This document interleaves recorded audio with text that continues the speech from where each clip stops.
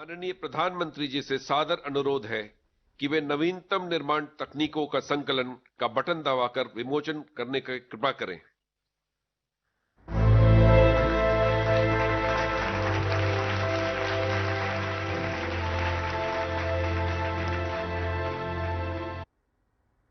धन्यवाद। माननीय प्रधानमंत्री जी से सादर अनुरोध है कि वे नवरीति पर पुस्तक की प्रति का बटन दबाकर विमोचन करने की कृपा करें।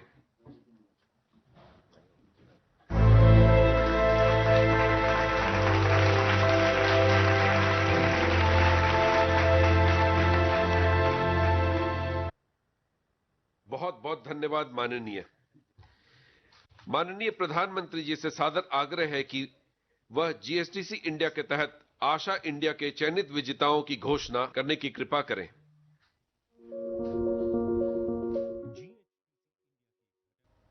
माननीय प्रधानमंत्री जी से पुनः विनम्र निवेदन है कि वे प्रधानमंत्री आवास योजना शहरी पुरस्कार 2019 के विजेताओं की घोषणा बटन दबाकर करने की कृपा करें। सभी देशवासियों को 2021 की बहुत बहुत शुभकामनाएं, अनेक अनेक मंगल कामनाएं।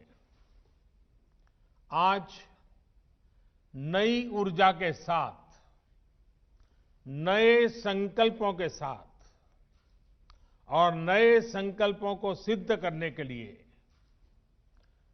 तेज गति से आगे बढ़ने का आज शुभारंभ है।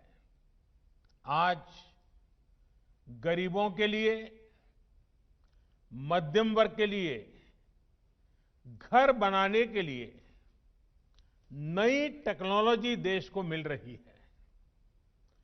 तकनीकी भाषा में आप इसे लाइट हाउस प्रोजेक्ट कहते हैं। मैं मानता हूं ये 6 प्रोजेक्ट वाकई लाइट हाउस, प्रकाश स्तंभ की तरह है। ये 6 लाइट हाउस प्रोजेक्ट देश में हाउसिंग कंस्ट्रक्शन को नई दिशा दिखाएंगे। देश के पूर्व, पश्चिम, उत्तर, दक्षिण हर क्षेत्र से राज्यों का इस अभियान में जुटना कोऑपरेटिव फेडरलिज्म की हमारी भावना को और मजबूत कर रहा है। साथियों, ये लाइट हाउस प्रोजेक्ट अब देश के काम करने के तौर तरीकों का भी एक उत्तम उदाहरण है। हमें इसके पीछे जो बड़े विजन को भी समझना होगा। एक समय में आवास योजनाएं केंद्र सरकारों की प्राथमिकता में उतनी नहीं थी जितनी होनी चाहिए। सरकार घर निर्माण की बारीकियों और क्वालिटी पर नहीं जाती थी, लेकिन हमें पता है बिना काम के विस्तार में ये जो बदलाव किए गए हैं, अगर ये बदलाव न होते कितना कठिन होता। आज देश ने एक अलग अप्रोच चुनी है, एक अलग मार्ग अपनाया है। साथियों, हमारे यहां ऐसी कई चीजें हैं जो प्रक्रिया में बदलाव किए बिना ऐसे ही निरंतर चलती जाती है, चलता है, होने दो। हाउसिंग से जुड़ा मामला भी बिल्कुल ऐसा ही रहा है। हमने इसको बदलने की ठानी। हमारे देश को बेहतर टेक्नोलॉजी क्यों नहीं मिलनी चाहिए? हमारे गरीब को लंबे समय तक ठीक रहने वाले घर क्यों नहीं मिलने चाहिए? हम जो घर बनाते हैं वो तेजी से पूरे क्यों ना हो? सरकार के मंत्रालयों के लिए ये जरूरी है कि वो बड़े और सुस्त स्ट्रक्चर जैसे ना हो, बल्कि स्टार्टअप की तरह चुस्त भी हो और दुरुस्त भी होने चाहिए। इसके लिए हमने ग्लोबल हाउसिंग टेक्नोलॉजी चैलेंज का आयोजन किया और दुनिया भर की अग्रणी कंपनियों को हिंदुस्तान में निमंत्रित किया। मुझे खुशी है कि दुनिया भर की 50 से ज्यादा इनोवेटिव कंस्ट्रक्शन टेक्नोलॉजी ने इस समारोह में हिस्सा लिया, इस स्पर्धा में हिस्सा लिया। इस ग्लोबल चैलेंज से हमें नई टेक्नोलॉजी को लेकर इनोवेट और इंक्यूबेट करने का स्कोप मिला है। इसी प्रक्रिया के अगले चरण में अब आज से अलग अलग साइट्स पर 6 लाइट हाउस प्रोजेक्ट का काम शुरू हो रहा है। ये लाइट हाउस प्रोजेक्ट्स आधुनिक टेक्नोलॉजी और इनोवेटिव प्रोसेस से बनेंगे। इसमें इंफ्रास्ट्रक्चर का टाइम कम होगा, इसमें कंस्ट्रक्शन का टाइम कम होगा और गरीबों को ज्यादा रेजिलिएंट, अफोर्डेबल और कंफर्टेबल घर तैयार होंगे। जो एक्सपर्ट्स हैं उन्हें तो इसके बारे में पता है, लेकिन देशवासियों को भी इनके बारे में जानना जरूरी है, क्योंकि आज ये टेक्नोलॉजी एक शहर में इस्तेमाल हो रही है, कल को इन्हीं का विस्तार पूरे देश में किया जा सकता है। साथियों, इंदौर में जो घर बन रहे हैं वो उनमें ईंट और गारे की दीवारें नहीं होगी, बल्कि pre fabricated sandwich panel system इसमें इस्तेमाल होगा। राजकोट में टनल के जरिए मोनोलिथिक कंक्रीट कंस्ट्रक्शन इस टेक्नोलॉजी का उपयोग करेंगे। फ्रांस की इस टेक्नोलॉजी से हमें गति भी मिलेगी और घर आपदाओं को झेलने में ज्यादा सक्षम भी बनेगा। चेन्नई में अमेरिका और फिनलैंड की प्री कास्ट कंक्रीट सिस्टम का उपयोग करेंगे, जिससे घर तेजी से भी बनेगा और सस्ता भी होगा। रांची में जर्मनी के 3D कंस्ट्रक्शन सिस्टम से घर बनाएंगे। इसमें हर कमरा अलग से बनेगा और फिर पूरे स्ट्रक्चर को वैसे ही जोड़ा जाएगा जैसे लेगो ब्लॉक्स के खिलौनों को जोड़ते हैं। अगरतला में न्यूजीलैंड की स्टील फ्रेम से जुड़ी टेक्नोलॉजी से घर बनाए जा रहे हैं। जहां भूकंप का खतरा ज्यादा होता है, वहां ऐसे घर बेहतर होते हैं। लखनऊ में कनाडा की टेक्नोलॉजी यूज कर रहे हैं, जिसमें प्लास्टर और पेंट की जरूरत नहीं पड़ेगी और इसमें पहले से तैयार पूरी दीवारों का उपयोग किया जाएगा। इससे घर और तेजी से बनेंगे।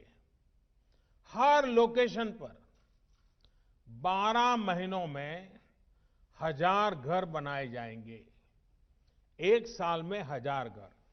इसका मतलब ये हुआ कि प्रतिदिन 2.5 से 3 घर बनाने की एवरेज आएगी।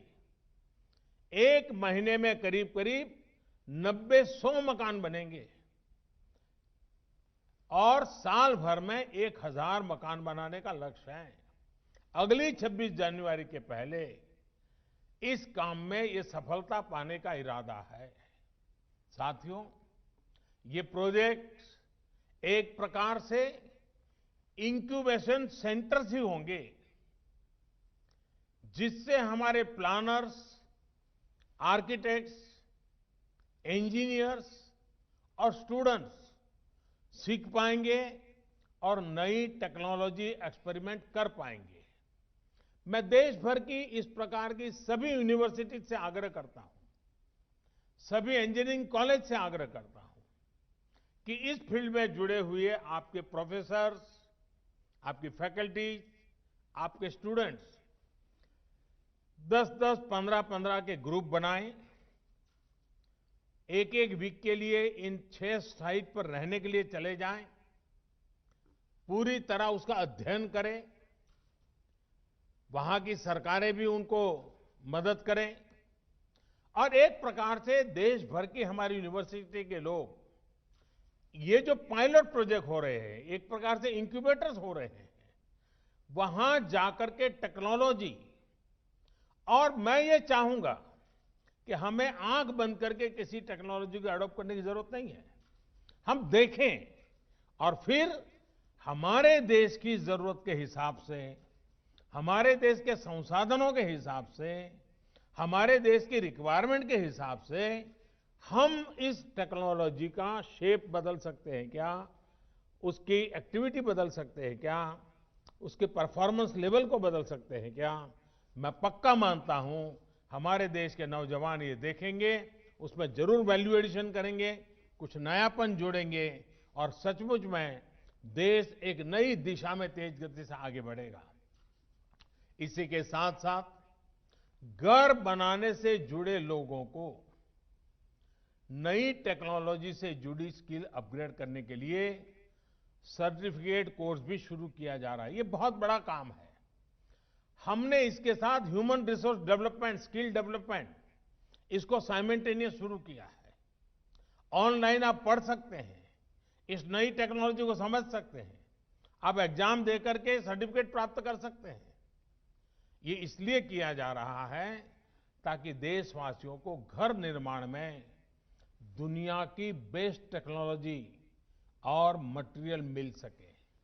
साथियों, देश में ही आधुनिक हाउसिंग टेक्नोलॉजी से जुड़ी रिसर्च और स्टार्टअप्स को प्रमोट करने के लिए आशा इंडिया प्रोग्राम चलाया जा रहा है। इसके माध्यम से भारत में ही 21वीं सदी के घरों के निर्माण की नई और सस्ती टेक्नोलॉजी विकसित की जाएगी। इस अभियान के तहत 5 सर्वश्रेष्ठ तकनीकों को चयन भी किया गया है। अभी मुझे बेहतरीन कंस्ट्रक्शन टेक्नोलॉजी पर आधारित किताब और ऑनलाइन सर्टिफिकेट कोर्स नवरीति, इससे जुड़ी पुस्तकों के विमोचन का भी अवसर मिला। इनसे जुड़ी सभी साथियों को भी इस एक प्रकार से होलिस्टिक अप्रोच के लिए मैं सभी साथियों को बहुत बहुत बधाई देता हूं। साथियों, शहर में रहने वाले गरीब हो या फिर मध्यम वर्ग के, उन सब से और इन सब का एक सबसे बड़ा सपना क्या होता है? हर किसी का सपना होता है अपना घर। किसी को भी पूछिए, उसके मन में होता है भाई ये घर बना ले, बच्चों को जिंदगी अच्छी चली जाएगी।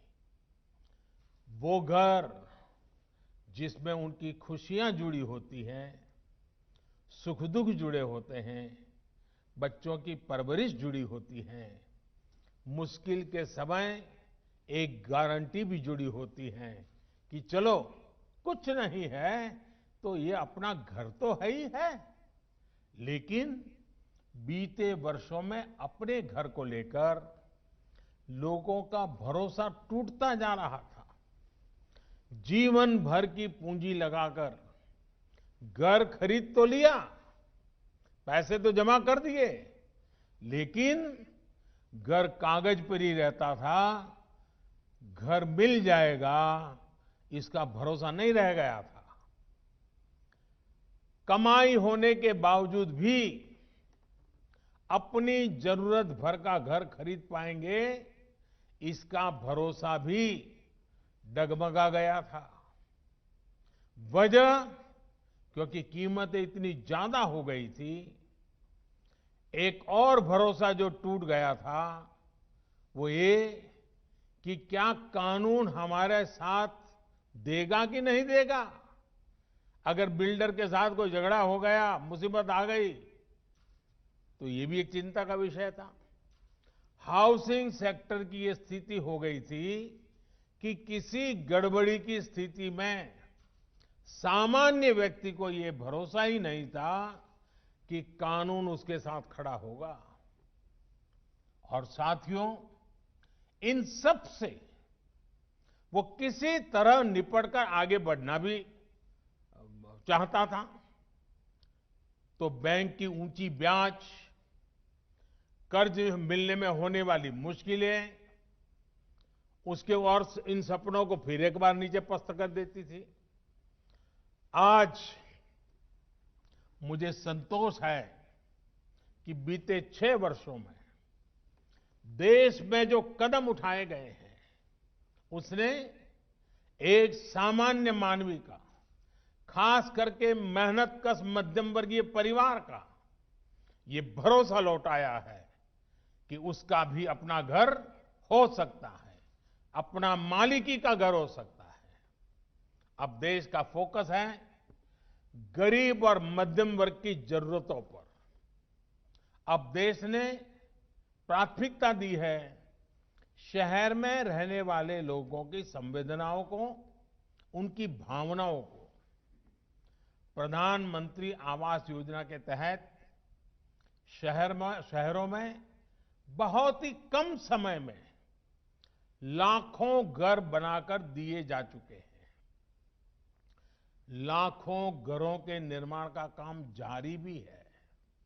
साथियों, अगर हम पीएम आवास योजना के तहत बनाए गए लाखों घरों के काम पर नजर डालें, तो उसमें इनोवेशन और इम्प्लीमेंटेशन दोनों पर फोकस मिलेगा। बिल्डिंग मटेरियल से में स्थानीय जरूरतों और घर के मालिक की अपेक्षाओं के अनुसार इनोवेशन नजर आएगा। घर के साथ साथ दूसरी योजनाओं को भी एक पैकेज के रूप में इससे जोड़ा गया है। इससे जो गरीब को घर मिल रहा है, उसमें पानी, बिजली, गैस, ऐसी जो उसकी आवश्यक सुविधाएं हैं, ऐसी अनेक सुविधाएं सुनिश्चित की जा रही हैं। इतना ही नहीं, पारदर्शिता सुनिश्चित करने के लिए हर घर की जियो टैगिंग की जा रही है। जियो टैगिंग के कारण हर चीज का पता चलता है। इसमें भी टेक्नोलॉजी का पूरा इस्तेमाल किया जा रहा है। घर निर्माण के हर स्टेज की तस्वीर वेबसाइट पर अपलोड करनी पड़ती है। घर बनाने के लिए जो सरकारी मदद है, वो सीधे लाभार्थी के बैंक खाते में भेजी जाती है।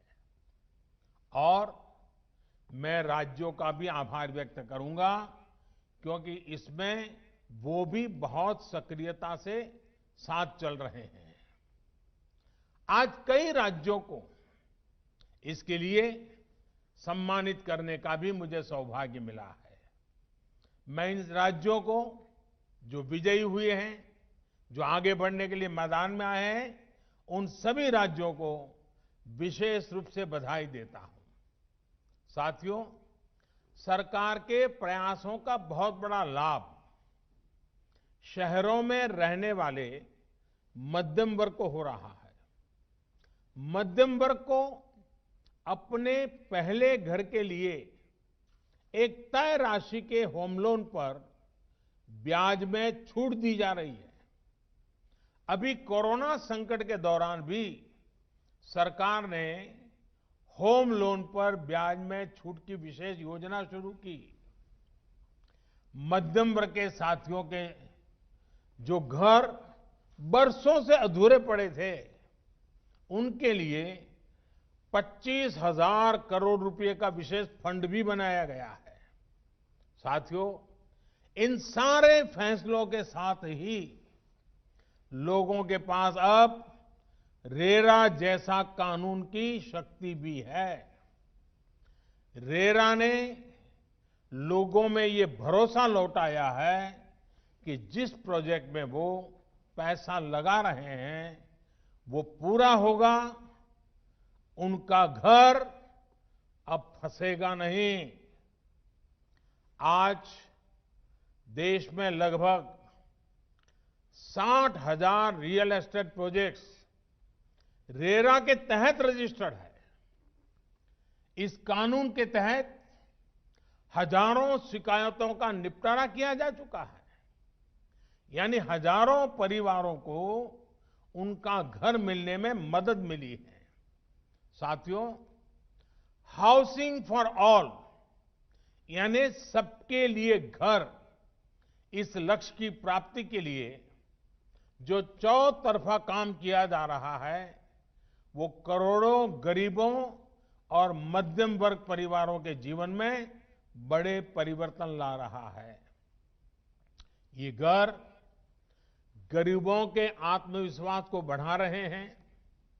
ये घर देश के युवाओं के सामर्थ्य को बढ़ा रहे हैं। इन घरों की चाबी से कई द्वार एक साथ खुल रहे हैं। जब किसी को घर की चाबी मिलती है ना, तब वो दरवाजा या चार दीवार इतना तक नहीं होता है। जब घर की चाबी हाथ आती है तो एक सम्मानपूर्ण जीवन का द्वार खुल जाता है, एक सुरक्षित भविष्य का द्वार खुलता है। जब घर के मकान के मालिकी का हक आ जाता है, चाबी मिलती है, तब बचत का भी द्वार खुलता है, अपने जीवन के विस्तार का द्वार खुलता है। 5-25 लोगों बीच में, समाज में, ज्ञाति में, बिरादरी में एक नई पहचान का द्वार खुल जाता है, एक सम्मान का भाव लौट आता है, आत्मविश्वास पनपता है। ये चाबी लोगों के विकास का, उनकी प्रगति का द्वार भी खोल रही है। इतना ही नहीं, ये चाबी भले ही दरवाजे की चाबी होगी, लेकिन वो दिमाग के भी वो ताले खोल देती है जो नए सपने संजोने लग जाता है, नए संकल्प से की ओर बढ़ चलता है और जीवन में कुछ करने के सपने नए तरीके से बुनने लग जाता है। इस चाबी की इतनी ताकत होती है। साथियों, पिछले साल कोरोना संकट के दौरान ही एक और बड़ा कदम भी उठाया गया है। ये कदम है एफोर्डेबल रेंटल हाउसिंग कॉम्प्लेक्स। ये योजना, इस योजना का लक्ष्य हमारे वो श्रमिक साथी हैं जो एक राज्य से दूसरे राज्य में या फिर गांव से शहर आते हैं। कोरोना के पहले तो हमने देखा था कि कुछ जगह से अन्य राज्य से आए लोगों के लिए अनाप शनाप कभी कभी बातें बोली जाती थी, उनको अपमानित किया जाता था। लेकिन कोरोना के समय सारे मजदूर अपने अपने यहां वापस गए तो बाकियों को पता चला कि इनके बिना जिंदगी जीना कितना मुश्किल है, कारोबार चलाना कितना मुश्किल है, उद्योग धंधे चलाना कितना मुश्किल है। और हाथ पैर जोड़ करके लोग लगे वापिस आओ, वापिस आओ।